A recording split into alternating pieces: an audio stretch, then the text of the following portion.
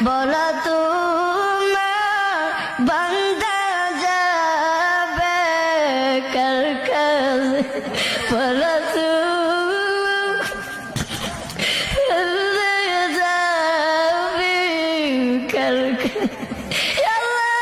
আপনি যদি আমাদেরকে মাফ না করে আল্লাহ বলেন আমরা কার দরবারে যাইব? আল্লাহ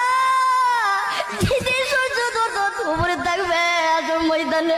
আল্লাহ কত মানুষের মাথাগুলো মগজে আল্লাহ গলে গলে পড়বে